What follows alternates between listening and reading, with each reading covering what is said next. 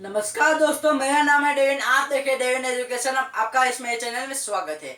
आज मैं आपको एक ऐसे के बारे में दिखाने जा रहा हूँ जिसे लोग अनाथों की माता कहते हैं। तो आप मेरी इसकी स्टडी लास्ट तक देखते रहे। ऐसा कहा जाता है कि ईश्वर ने स्त्रियों को एक अकल्पनीय सहन शक्ति दी है। इस सहन शक्ति से माता गर्भवती बनने के लिए लायक बनती है। तो मैं आज आपको एक ऐसे के बारे में दिखाने जा रहा हूँ जिससे हमारी इस पुरुष प्रधान समाज चर्चा में कई मुकाम पड़ाव आगे बढ़ते बढ़ते अपना जीवन व्यतीत किया है। तो आदिम मंसूर ने ऐसा कहा है कि फूलों को लेके जब मैं बाग से निकल गया, फूलों को लेके जब मैं बाग से निकल गया, तब पांगर के हाथों में सिर्फ कांटे रह गए।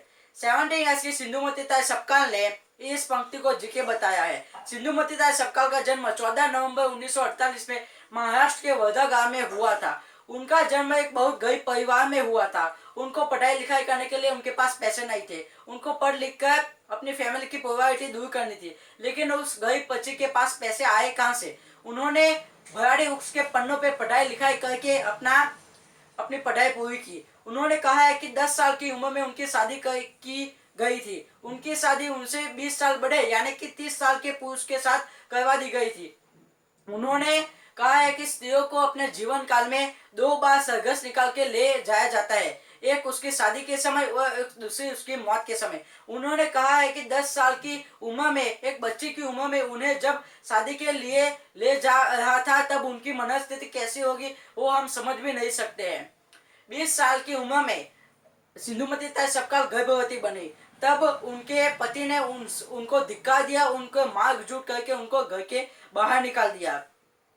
तब सिंधुमती ताई सपकाल को प्रेगनेंसी की पेन हुई। तब उन्होंने घर के बाहर निकल के एक वीरान जगह में जाकर, जब वह जगह बहुत गंदी थी, उन्होंने वहां जाके एक बच्ची को जन्म दिया। वह बच्ची खून से लह रही थी। उन्होंने कहा है कि उन्होंने इस नजदीक पड़े पत्थर से उस बच्ची के घर पर नाल कापी।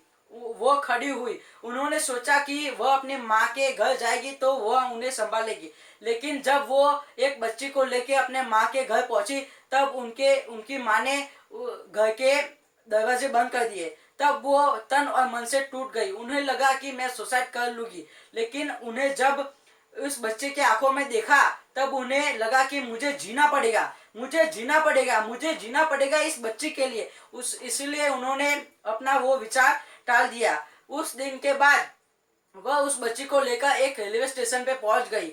उन्होंने उस रेलवे स्टेशन के नीचे बैठ के भीख मांगना शुरू कर दिया। उन्होंने उनको भीख मांगते मांगते उनका 2 टंक का भोजन मिल जाता था। तब उनके एक टर्निंग पॉइंट आया। उन्होंने जान लिया कि उनके बस्ती के कई बच्चे अनाथ हो गए हैं। उन्होंने सोचा कि वह बच्चे भी मेरे हैं। उन्होंने लगा कि मैं भी उस बच्चों को दत्तक ले लेती हूँ। उन्होंने रेलवे स्टेशन पर ज्यादा भीख मांगने शुरू कर ली। उन्होंने यह सोचा कि वह ये बच्चे भी मैं, मुझे ही उनका पालन पोषण करना पड़ेगा। उन्होंने रेलवे स्टेशन पर ज्यादा भीख मांगी। रात दिन कई मेहनत करके उन्होंने वह बच्चों को पाला। वह बच्चों को पाल पोस कर बड़ा किया। उनकी बेटी को सीमंत डगडू हलवाई नाम के सेठ ने दत्तक ली। उन्होंने आज छह अनाथ आश्रम चलाए हैं। उनके परिवार में 207 जमाई, 36 पुत्र वधु, 1000 से ज्यादा पौत्र पुत्री हो। उन्होंने उनको 500 से ज्यादा एनायत की है अवार्ड। उन्होंने अपने आजीविका किया है कि मुझे जो भी पैसे मिलते थे मैं उन परिवारों में के दान के लिए भेज देती थी। उन्होंने अपने इस सवाल में किया कि उनकी बेटी भी एक अनाथ आश्रम भी चलाती है।